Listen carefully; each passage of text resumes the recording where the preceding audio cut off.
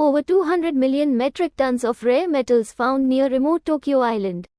This post received a score of 4,400, with an upvote ratio of 98%. Here are the top comments in response to this article. In related news, China lays claim to remote island near Japan. Looks up where Minamitorishima is located on a map. Oh, that's definitely under US Navy jurisdiction. Cricky, they're quick. They've already built an airbase on it and everything. Anchor wasps assemble. News update. The island near Tokyo where 200 million metric tons of rare metals were found is no longer considered remote.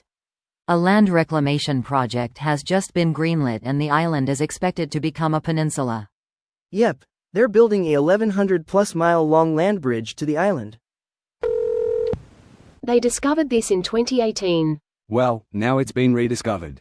Like maybe someone organized their desk finally and found this memo from 4 years ago. 4 years ago. The 2 COVID years don't count. I honestly have no memory of those years, except I think I watched a Netflix documentary about tigers. Oh, the memory is there, it's just hiding beneath a COVID plastic microclot. Next time you get it, you'll have full access until the COVID reacts with your emotional damage. These manganese nodules are all over the world's oceans. India has a ton of these nodule fields as well.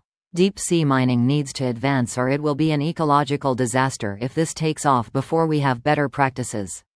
For real, John Oliver just did a pretty thorough piece on deep sea mining that highlights some of the perils of harvesting these nubby nuggets. Link to the Joe piece. Was just going to say this. These mining companies don't give a rat's ass about our oceans. Mining these now will do irreparable damage to the ocean ecosystem. Never realized Japan's sovereignty extends that far out. That's crazy. I feel like that's an interesting topic to research. I mean, I guess it can't be that crazy with how large the Pacific is, and Hawaii exists as part of the USA, lol. They expanded a lot before, during WW2.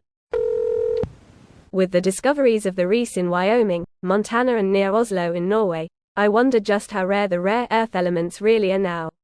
Rare earth elements aren't really that rare. It's just that the processing of them are very intensive and environmentally damaging. This is why most reprocessing moved to China from other countries that were once producers, like the US and Canada.